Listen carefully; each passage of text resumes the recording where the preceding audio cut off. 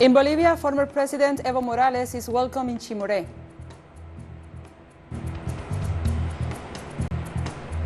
Dozens of protesters took to the streets of Mexico City to protest against femicide and violence against women.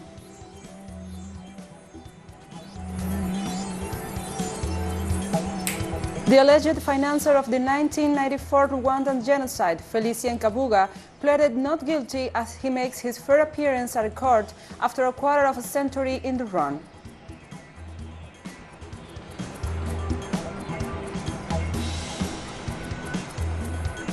Hello, welcome to From the South. My name is Gladys Quesada from the TeleSUR headquarters in Havana, Cuba. We begin with the news. Stay with us. Bolivia's former president Evo Morales arrived in Chimore, the city of the central province of Cochabamba, where he left a year ago to Argentina. Thousands of citizens welcomed Evo Morales to Chimore City, the last destination of the socialist leader Caravan. During the event, a homage was paid to the victims of the massacre committed in Sencata and Sacaba by the public forces after the coup against Evo Morales and his government in 2019. The social and political leaders who attended the gathering recalled the achievements made during the Morales administration, as well as the political prosecution he suffered in the last year. Morales pointed out in his speech that after the coup d'etat against him, the transnationals tried to take over Bolivia's natural resources.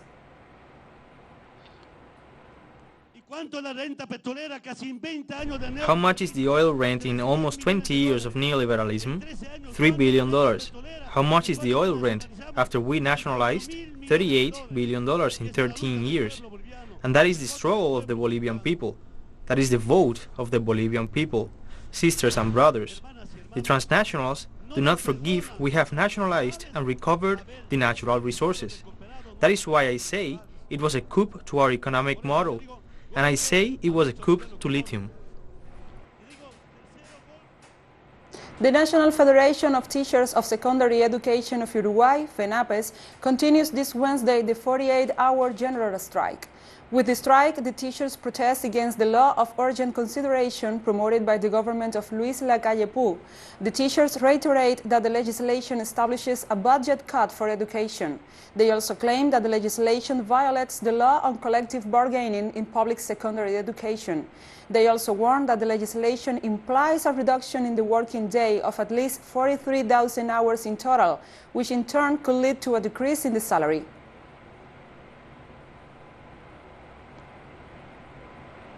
In Colombia, 9 young people died in a police station due to a fire. The political party of Alianza Verde assured that the fire was started by one of the inmates and occurred on September the 4th in the department of Cundinamarca. The political party got the information after collecting evidence provided by relatives of the victims. They assured that the young people died from serious burns due to the lack of attention from the authorities. Meanwhile, police agents denied the version. The case was sent to the Colombian Attorney General's office that will start an investigation. As a public servant, the serious violations of human rights here was not seen as a massacre. What they have denounced here, Angie Valentina, is a major gravity because there was an impediment of the police to save lives. For more crimes that you have committed, heard well, and the citizenry, I beg you to listen. For more crimes that you have committed, nothing justifies justice by its own hand. The opening of the José Martí International Airport on November 15 reaffirms Cuba's progress towards a new normality as part of the fight against the COVID-19 pandemic. According to the Civil Aviation Institute of Cuba, the resume of commercial regular flights and charters in the José Martí International Airport will begin on November 15. The protocol for sanitary control that has already been applied in the rest of the Cuban airports must be respected. Regular and charter flights from abroad stopped from April 2020 to fight the COVID-19 pandemic, although humanitarian and cargo flights were maintained. As a result of the sanitary control in the country, 9 out of the 10 international airports have been opened for trade and charter flights since October 15. Work, the economy, the opening of the airport. When it opens, we start working and we start to see a few more good things for us. It is going to solve many problems, most of the problems that the coronavirus has left us. The economy is a little weak, or very weak. and we have to reset ourselves and keep fighting. And we'll go now to a short break. Follow us on Twitter and also stay with us.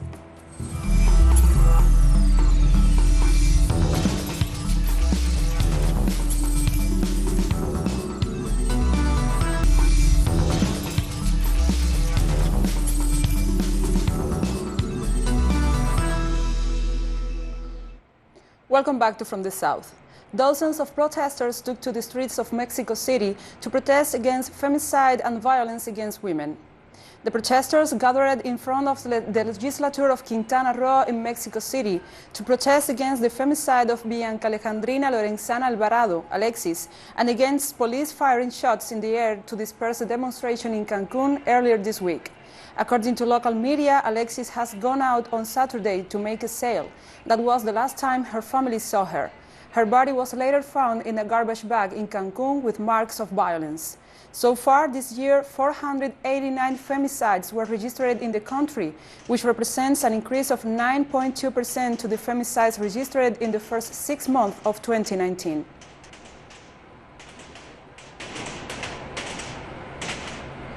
In Peru, for the third consecutive day, protests continue after the dismissal of former President Martín Vizcarra by the Congress. Political and social organizations called for demonstrations throughout the national territory in order to reject the appointment of Manuel Merino as the new president. The demonstrators denounced arrests and violent repression against the rallies by the police. The popular movement pointed out that the protests do not seek to defend the deposed President Martín Vizcarra, but rather repudiate the legislature's position of not prioritizing the social, economic and health crisis that the country is going through. After the accusations of the excessive use of force by the police during the protests generated after the dismissal of Martín Vizcarra, the Ombudsman, Walter Gutiérrez, reiterated that the right to protest is protected by the Constitution, but all acts of violence must be avoided. While the Attorney General of the nation, Zoraida Ábalos, ordered her to guarantee the rights of the people participating in the protest. The National Coordinator of Human Rights denounced the Public Prosecutor's Office for not enforcing the right to democracy after some of the protesters were forced to sign documents without the presence of the lawyers.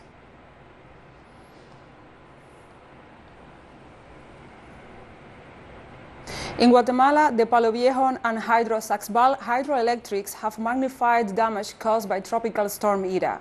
According to the Ixil region's residents in the north of Quicha province, the dams, whose water joined its Ida precipitation, have intensified landslides on the territory of the communities, devastating large areas, and have muddied the waters of which the region's residents depend for their livelihood.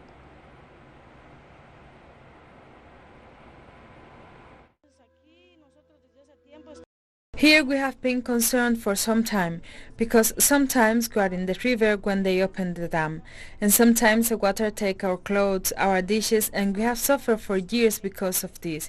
And now they say that it affected us more because a pipe of the dam cracked. That is why we lost our land. The beaches, now we cannot plant milpa. My father lost about 150 acres of land. The beach where we used to plant, now we will suffer because we will not have a field to plant milpa. What's the reason? The dams they build up there. Ida was downgraded to a tropical storm Wednesday afternoon from a Category 1 hurricane, but Florida's west coast remained under a hurricane watch. After briefly becoming a hurricane Wednesday morning, Ida has weakened and is now a high-end tropical storm with 70 miles per hour sustained winds.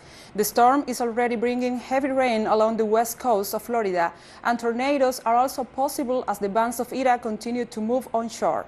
Ida slammed into Nicaragua last Tuesday and weakened on his path through Honduras, but the torrential rains left a trail of devastation and heavy rains from Panama to southeastern Mexico. In Guatemala, left dozens of people dead and many more missing.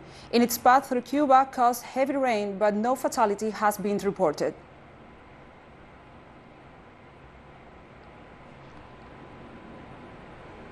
And Georgia's Secretary of State, Brant Raffensperger, announced that the state will conduct an audit of its U.S. presidential election results, which will entail a full by-hand recount of every vote. President-elect Joe Biden has a lead in the state with a little more than 14,000 votes. The margin being so close it will require a full by-hand recount in each county. This will help build confidence. It will be an audit, a recount, and a recanvass all at once. My office will continue to investigate each and every instance of illegal voting. Double voting, felon voting, people voting out of state.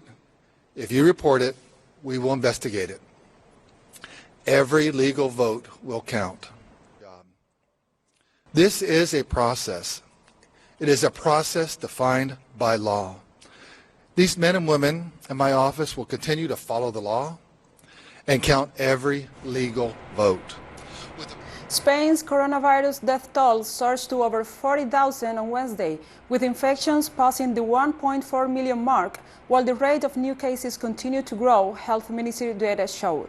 With 349 people dying in the past 24 hours, the death toll now stands at 4,000 in Spain, which has the fourth highest death rate within the European Union after the United Kingdom, France and Italy.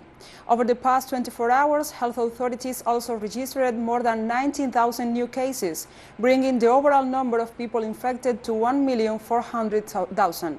Despite the numbers, top health official Fernando Simón said Tuesday there were signs of a clear stabilization in the 14-day incidence rate.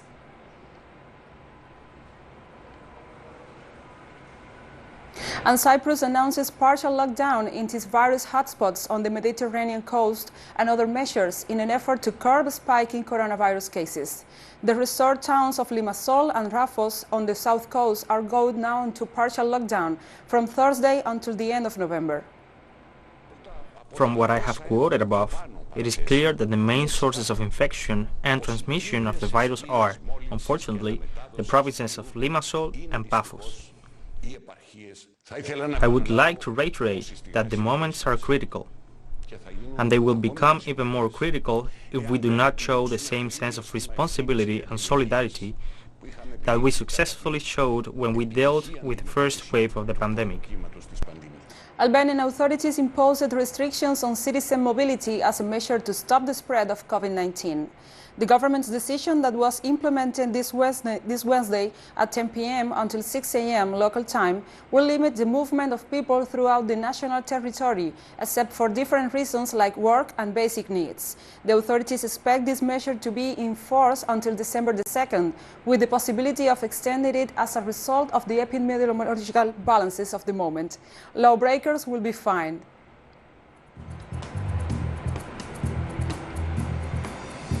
And we have more news coming up after a final short break, so stay with us.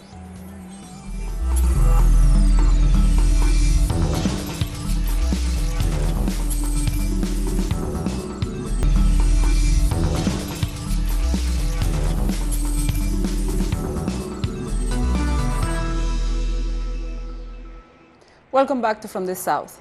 The alleged financier of the 1994 Rwandan genocide, Felicien Kabuga, pleaded not guilty as he makes his first appearance at a UN court after a quarter of a century on the run. Kabuga allegedly helped set up hate media that urged ethnic Hutus to kill the Tutsi cockroaches and funded militia groups. Felicien Kabuga was arrested in France in May and transferred to the court in The Hague in October to face charges of a key role in the killing of 800,000 Tutsis and moderate Hutus.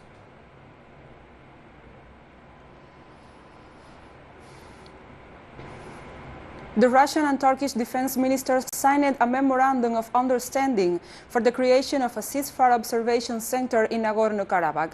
Both delegations also exchanged ideas about the situation in Syria. The defense ministers' conversation considered the inclusion of the Ankara in the monitoring of the ceasefire and included discussions of the definitive elimination of irregular forces in northern Syria and the stabilization of the region. In that regard, the President Recep Tayyip Erdogan declared that the successful and sincere cooperation with Russia in Nagorno-Karabakh could be also developed in Syria. At the same time, Kremlin spokesperson Dmitry Peskov ruled out sending joint Russian-Turkish peacekeeping forces to Nagorno-Karabakh by limiting Turkish participation to joint monitoring from the observation center in Azerbaijan. The agreement between Armenia, Azerbaijan and Russia implies that the Kremlin will deploy in Nagorno-Karabakh a force of 1,900 soldiers, 20 airplanes and support equipment to keep the peace.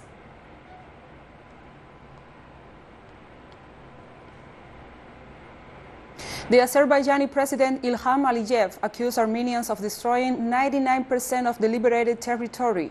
More than 1,400 people have been confirmed killed in the Nagorno-Karabakh conflict since September, including dozens of civilians, but the real death toll is believed to be higher. Dear servicemen, the patriotic war is over. Azerbaijan has won a brilliant victory in this war. Our lands have been liberated from occupation.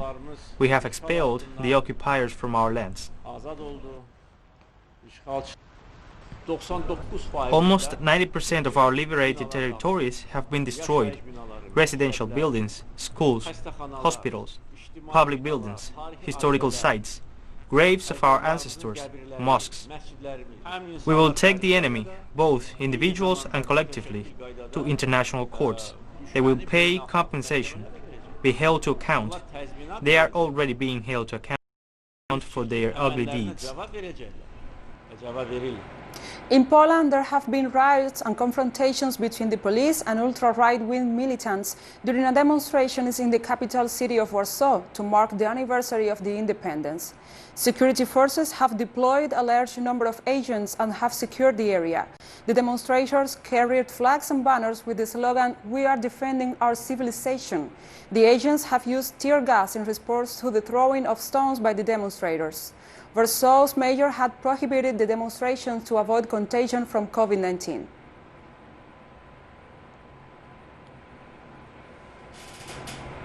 Syria's government kicked off a two-day Russia-backed conference in Damascus towards helping the return of millions of Syrian refugees to the country despite reservations within the international community. Of the countries hosting the bulk of Syrian refugees, only Lebanon and Iraq sent representatives, according to organizers.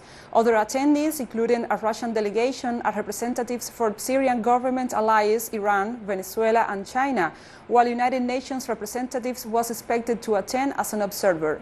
Since Syria's conflict started in 2011, more than half of its pre-war population has been forced to flee their homes, including 5.5 million who went abroad.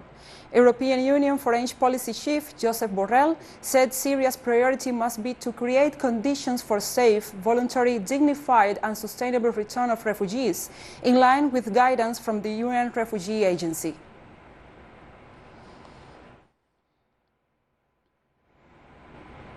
Ivory Coast President Alassane Ouattara and his main rival Henry Konan Bedi said they have broken the ice after their first talks on an election crisis that has claimed scores of lives. It was a first meeting, as the President said, to break the ice and restore trust.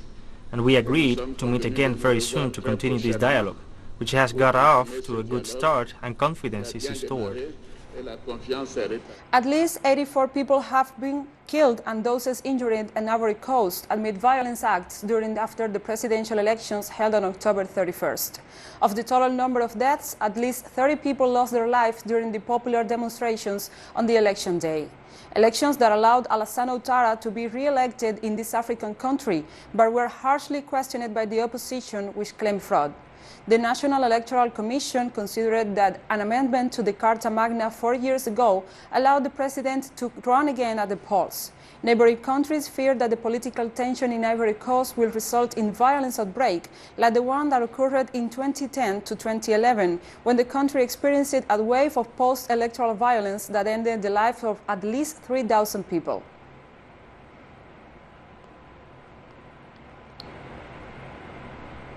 In Mozambique, more than 50 people were killed by terrorist groups in the north of the country.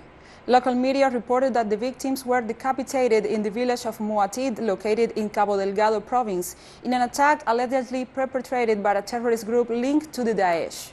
They also indicated that the aggressors destroyed several villages by means of fires and later grouped those captured in a soccer field and carried out the murders by decapitating and completely detaching their bodies, while the women of the different villages were kidnapped. From their part, the inhabitants of the northern region of the country claimed to be constant victims of attacks by terrorist groups.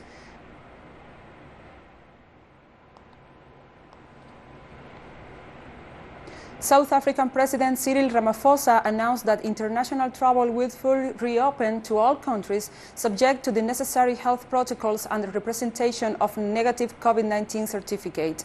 Ramaphosa also said that a recent increase in the number of COVID-19 cases in the country's Eastern Cape province is concerning. Up international travel to all countries subject to the necessary health protocols and the presentation of a negative COVID-19 certificate.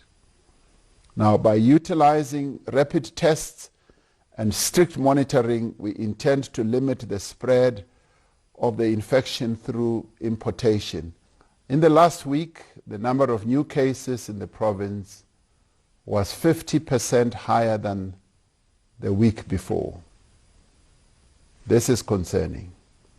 And the total number of new cases in the last 14 days was around 145% higher than the previous 14. Thousands of people were evacuated from their homes in storm-battered part of Philippines on Wednesday as the third typhoon in many weeks battered towards the country. Vamco raised Catanduanes Island, which was devastated by Typhoon Goni less than 2 weeks ago, as it neared the most populous island of Luzon, where it was expected to make landfall every Thursday. Powerful winds and intense rain battered parts of central and southern Luzon as the eye of the typhoon approached. One person was reported dead and 3 others were missing in Camarines North Province, Civil Defense said. Swaths of the regions remained without power and were only limited for no telecommunication services after Goni, the most powerful typhoon this year, toppled power lines, flattened houses and flooded roads. Preventive evacuations of around 400,000 people were credited by saving many lives.